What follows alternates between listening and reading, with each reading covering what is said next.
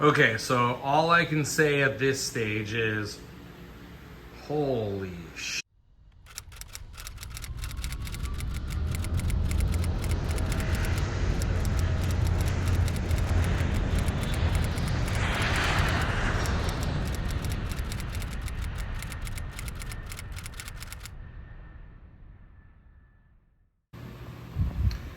All right, y'all, section 28. So, you'll see in the instructions, let me open it up here. The first thing that they have you do is kind of get these few parts ready. And then if you're ready, if you're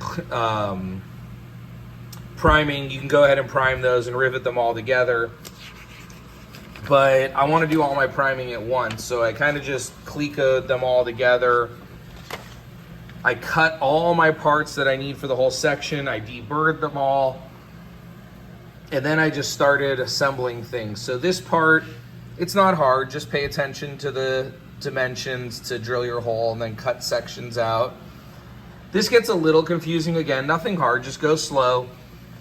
You kind of have to bolt some things together and cleco some things together. Hopefully you have some of those black and gold clecos, the bigger clecos for like the number 12 and the number 19 holes. But just take your time, go through it all. I have a few spare bolts and nuts that I use for temporarily holding things together because I don't want to use nuts twice. So I just have about 6 nuts that I've torqued and undone and torqued and undone, and I use them for temporary things because you'll need to kind of bolt some stuff together to do some proper final drilling. And then that takes you to here. There's a plate that goes here. Oh, and those brackets go here, but I took them off for right now because that's what the instructions have you do. But basically you'll end up with kind of something like this. Now we're gonna start working on the bottom skin and the brackets for the bottom skins, doing some final drilling and test fitting and such. And then once all that final drilling and test fitting's done, there's the firewall, by the way, then I'll kind of disassemble everything, deburr everything that I haven't deburred, scuff, prime, and then assemble it all. I just don't like priming 2 or 3 times per section. I prefer to get as far as I can and do all the priming at once. So yeah, so nothing complicated or difficult here yet. Just kind of, more of the same stuff, just taking your time and working through it. So I'll update you if I come across any gotchas or find anything weird, and I'll let you know when I get there.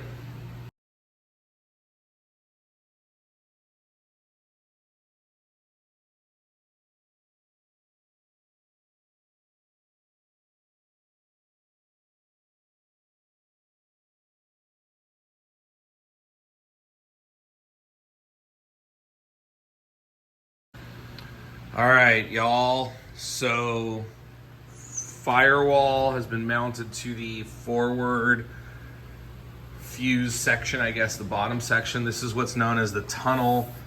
So a lot of stuff will run through here. A lot of fuel lines, a lot of air lines. These are for the heater, one will go, I think, to each side of the cabin or front seat, back seat. I'm not exactly sure, but heater.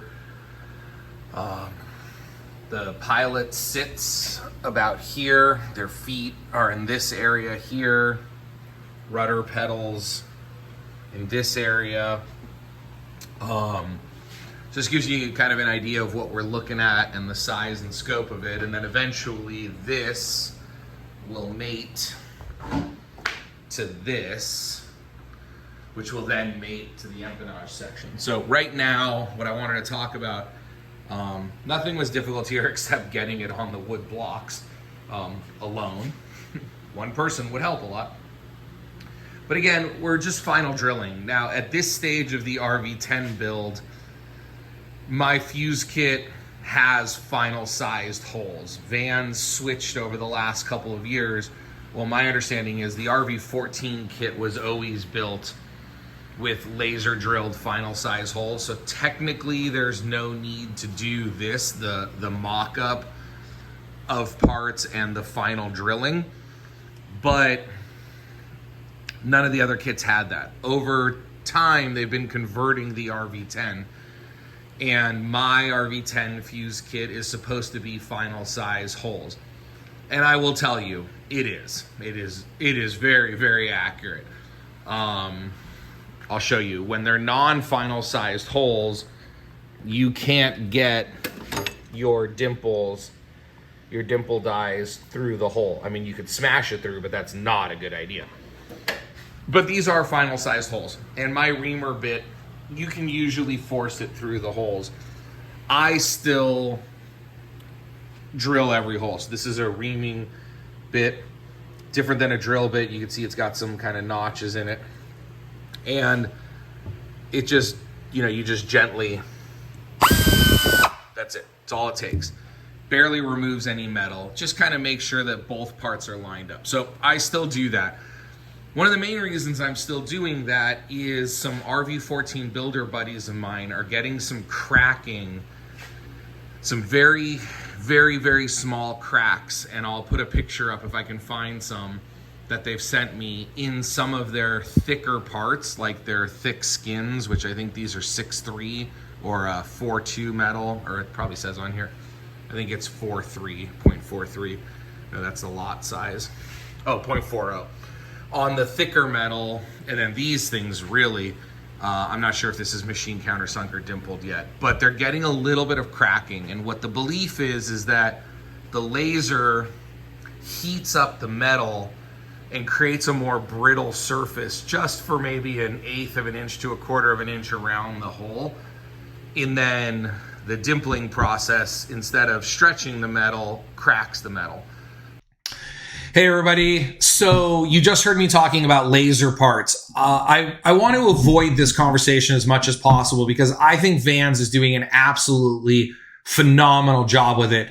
But I do want to just touch on it quickly for those of you who maybe didn't go to Oshkosh in 2023 this year, or maybe haven't seen the updates. But basically, and oh, by the way, you guys are seeing a view. This is my office. This is what I normally do. I coach restaurant owners with my company, The Restaurant Boss, and that's my book in the background. And that's just a funny samurai thing that my kid had made for Father's Day for me. But basically, what happened was, I believe during COVID, when Vans needed to ramp up production quickly.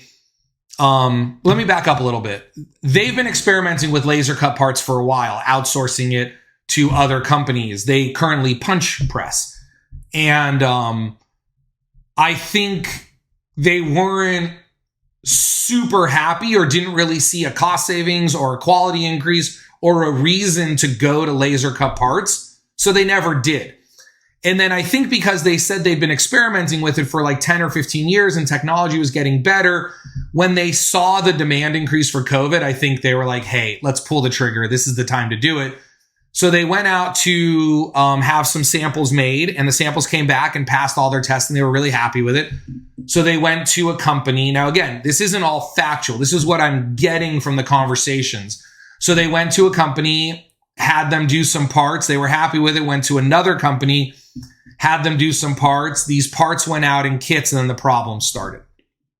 What they said the problem was is when you run a laser, they sent out CAD files with a pattern that starts in the middle, starts a hole, comes back to the middle. So there's no overlapping of a hole except in the middle where there's no longer a hole anymore. That's the pattern they sent. That's the pattern that was tested. What they have since found out is that one, maybe both, but I think one of their laser cut partners, vendors, went into their CAD files and changed them. Literally changed it to save time.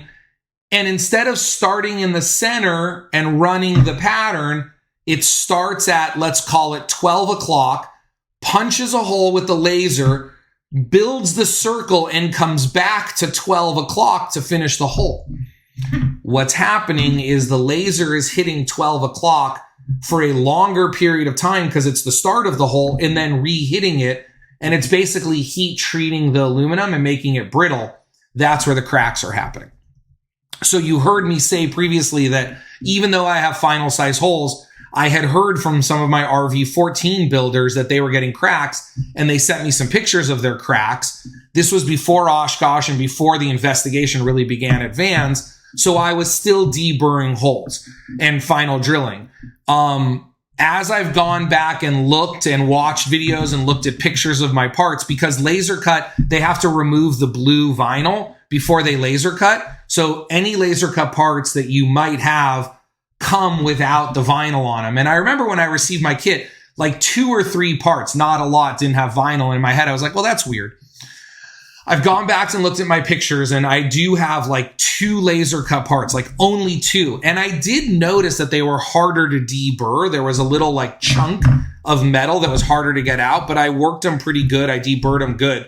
I have since inspected, and those couple of parts were non-structural ribs, not any sort of spar or skin or anything major. They were very like minor ribs. And I have inspected, there are no cracks. I also believe, based on my conversations with Ryan Johnson and Greg, when I was at Oshkosh and watching Ryan's presentation and looking at the testing data that they've put out so far, I do believe in the next 4 to 6 or 8 weeks when they come out with their final testing, I do believe they're going to determine that the testing is fine, that even if there are minor cracks, the weak spot of the hole historically has, even when punched, and still is the perimeter, not the inner dimple, but the outer dimple. So not the dimple here, but the outside, that's where parts fail.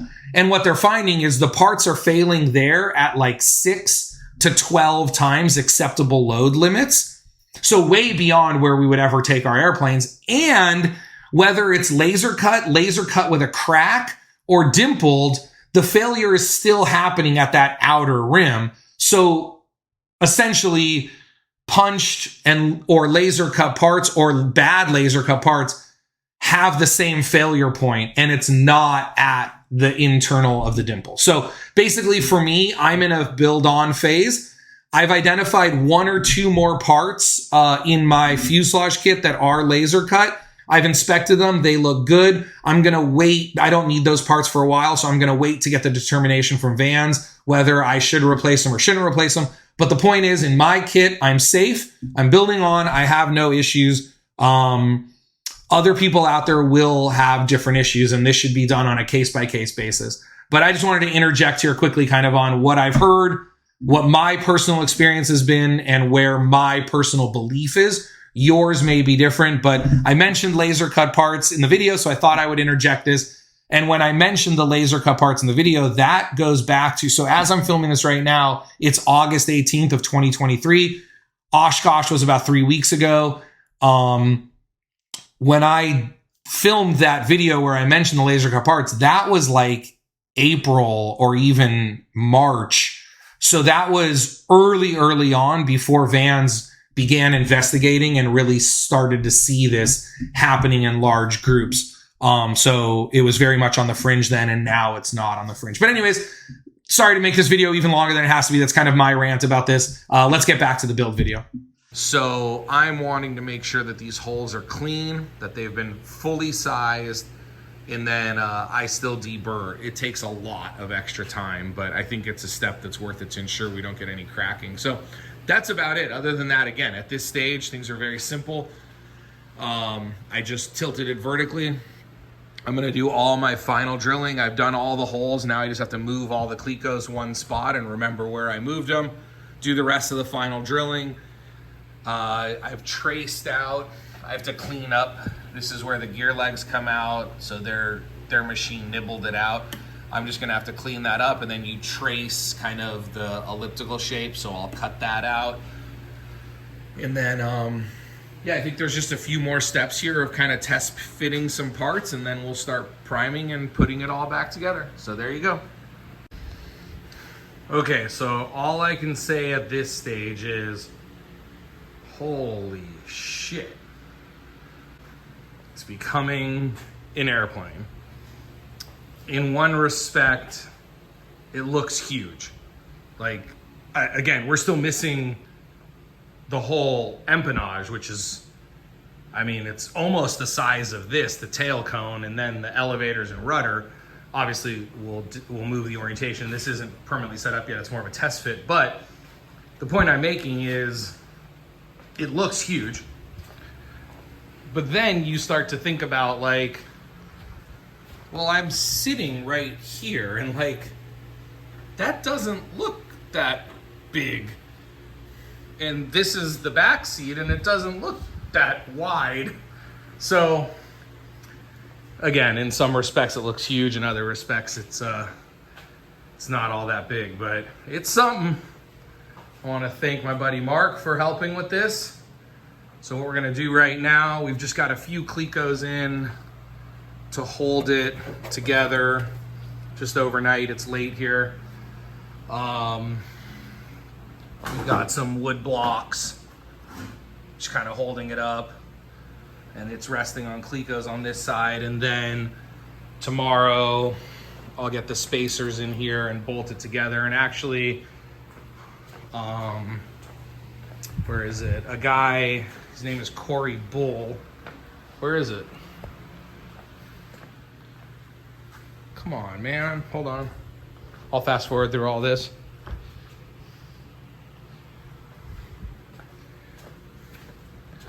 Well, here, I'll just use the other one.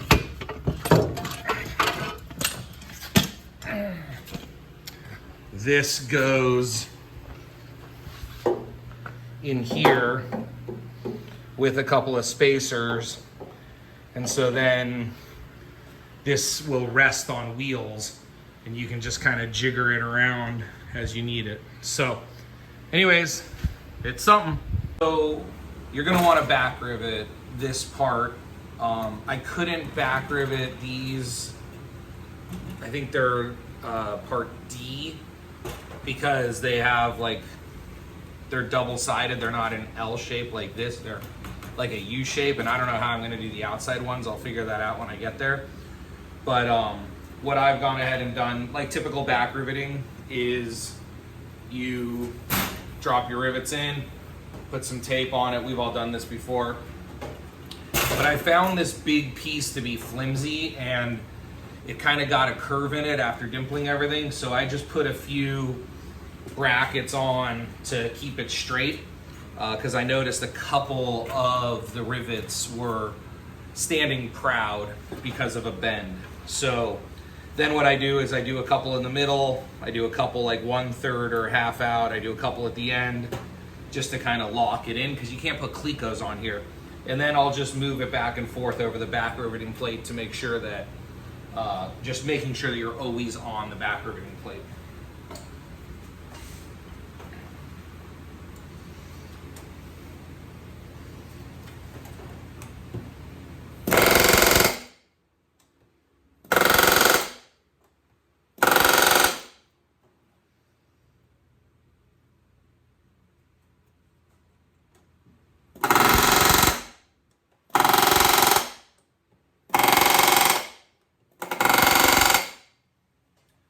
One other thing, when you're back riveting, you don't want to push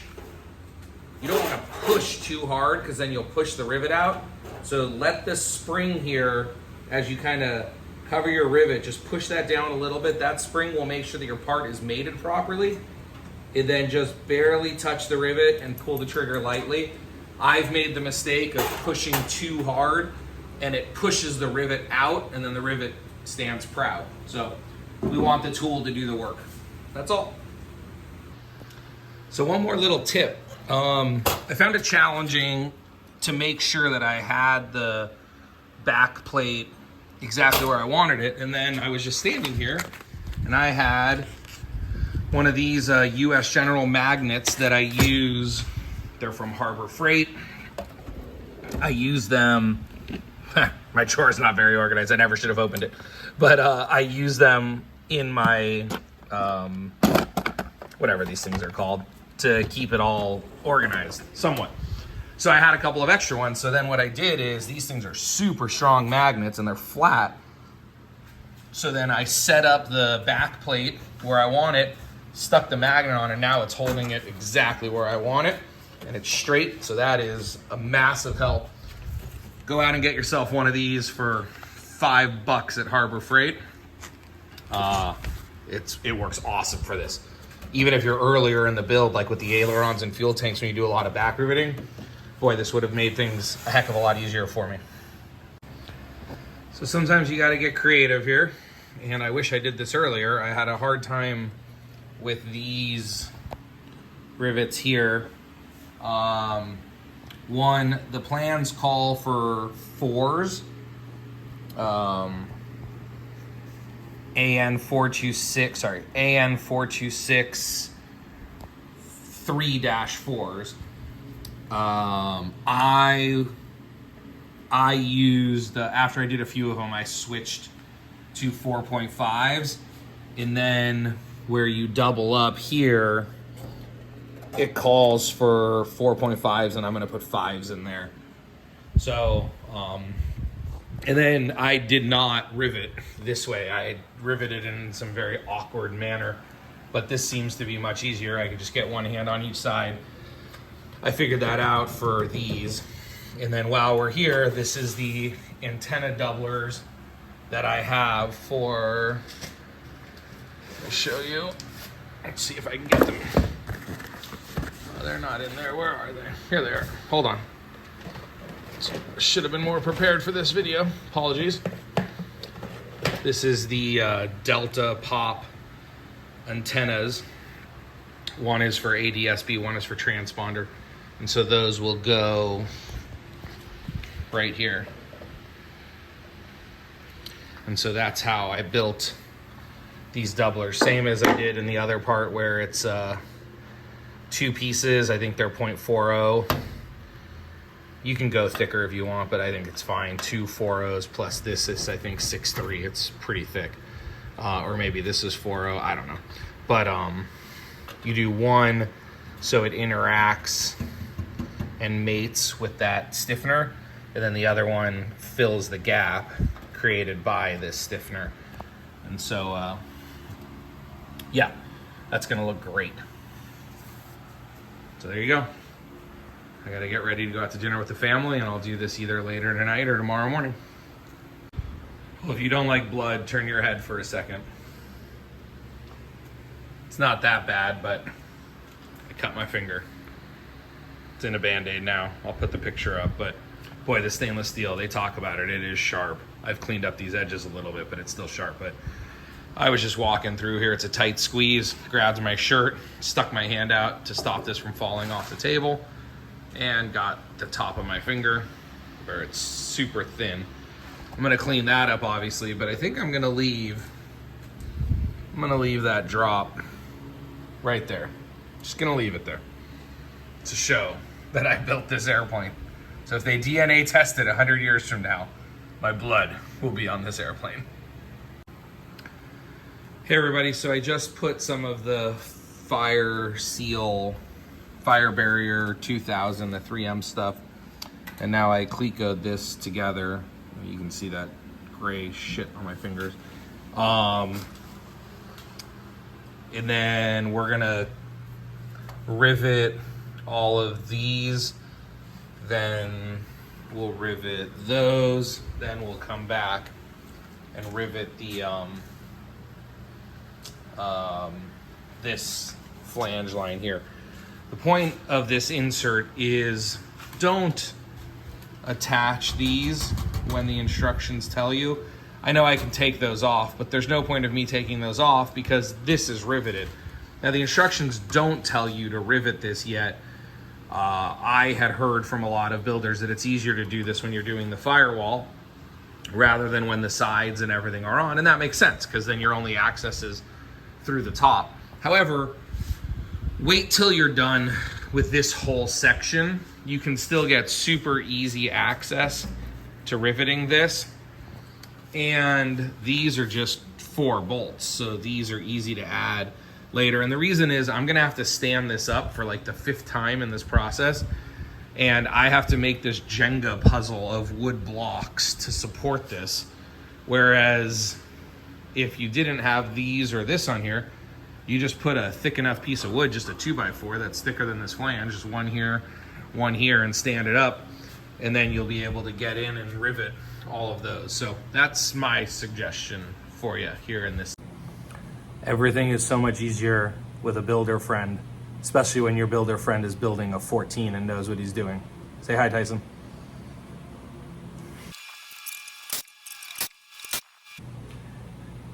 If you own a gun, you own a set of punches. And if you own a set of punches, you should definitely be using these. It helps kind of line up the hole sometimes if the rivet doesn't go in perfectly. Ready? Ready. All right, so in order to get alignment, here's what I've done. You don't want to use your close tolerance bolts, the bolts that come with your kit. Those are very snug. They're precise fit. You can use them, but there's a chance you're gonna have to buy new ones. So what I did instead is I went to Lowe's and I bought. This is a zinc 3/8 by 6. That's Bayo lube on there. I cut off the threads and then put a taper on it and kind of polished it a little bit with a Scotch-Brite. And then what you do is I stuck a Q-tip in there and I Bayo lubed up those holes. And then you push this in here. These aren't all fully lined up yet. And then you just gently, let me get my camera here. So there's almost no resistance. It's centering up everything, and I'm just barely tapping it.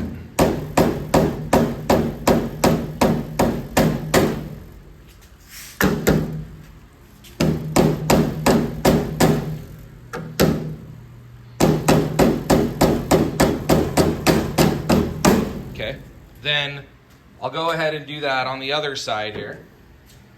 So again, these are all lubed up. We've got lube on both sides. Let me just get these lined up a little better. That's the hardest part, is getting those lined up. You'll see by putting that little, and look how smooth. I mean, I'm not putting really any pressure at all on that. And then I've got this bolt here. I did the same thing. I smoothed out the threads, obviously spinning it, and then I took a Scotch-Brite and polished. This is a 9/16 by 5. Again, I got it at Lowe's. 9/16 by 5. I need to go get a washer, and then I'll show you how easily this just hammers right in there. All right, so as I mentioned, I got these kind of pegs through. There's a lot of Bayo lube on there. I polished up and I cleaned up the threads a little bit on the wheel there. And I just want to show you now how easily this goes in, but it's still snug. So the threads aren't getting caught at all. We just need to give it just, I mean, you can see how it's still snug, so I'm getting a good fit, but that's it. I mean, I don't think I gave it more than, 1 pound, 2 pounds of pressure. And that's it. It goes through perfect. Put the washers on this side, bolt it up, and there you go. And then I'll repeat up here, and we're done with this step. All right, sorry I didn't have the washer ready. So again, I've put some Bayo lube on here, Scotch-Brited the shank to make it a couple thousandths smaller than it came, cleaned up the threads so that way it goes in nice and smooth. We're not gonna mar anything up. And then again, just barely, I mean, look at that. That's it. That's all it took to get in there. It has just enough tolerance that it's gonna hold things where it needs to, but I'm not gonna do any damage to the inside of there. I got one more bolt to do, and then this step is done. Dun, dun, dun, dun, dun, dun, dun, dun, dun. Dun, dun, dun, dun, dun, dun, dun, dun, dun. Dun dun dun dun dun dun dun dun dun dun dun dun dun dun dun dun dun. So these first 7 rivets, 1, 2, 3, 4, 5, 6, and then the one in the corner 7, are double flushed. So you want to pay attention to the plans. 7 times double flush. These right here. So I just went in and used a reamer and just kind of made an indentation there. And then I was able to use the squeezer with this 4-inch yoke to squeeze these. And now I'm trying to figure out how to do the rest. I also went ahead, so now that I have all my bolts in, I went to my storage unit, I measured the distance, or I measured the thickness of my spar and confirmed it with my calipers, and I could smash these even more, but this is set to about 5 thousandths, maybe 10 thousandths, so 1/100th wider than my spar, but not by much. Now, again, I know that there'll be a little bit of give once all this is up, but I just wanted to confirm that. I spoke to Vans and they said that that's a good idea. So I confirmed the thickness of my spar and set it here using all of these. And then also just to kind of keep alignment, I read ahead. I knew that something goes here and I just put the bolt, I think it's a AM324. I put a bunch of washers on here just so that way, because the threads don't come out all the way. Just kind of finger tightened it. But that just makes sure that I'm not gonna have any alignment issues later. The whole spar is set now. Like I said, I squeezed these, and so now I'm trying to figure out how to do these alone. I haven't been able to get anyone to come over. I think I can back rivet these. I might just only do like 4 at a time, because if I'm back riveting them, I can't have clecos in here. Also, my magnet trick doesn't fit in here, so I'm probably gonna cut this thing on the bandsaw. It's probably hardened, but should be able to cut. And then I think if I pull the carpet off of here and just use my back rivet plate, so I'm gonna experiment with that this weekend. And yeah, that's it. Just wanted to give you an update, but really could not be happier. Oh, this I'm gonna have to grind that a little bit. I'll just put a little piece of aluminum shim under here and I can kind of grind on this or this side just to get those to fit a little better. I don't know what goes here, and it may not be a big deal if they overlap a little bit, but I might as well. I'll work on that a bit tomorrow. Other than that, I'm pretty happy with how everything fits and how everything looks, and I'm getting pretty excited here. This is cool.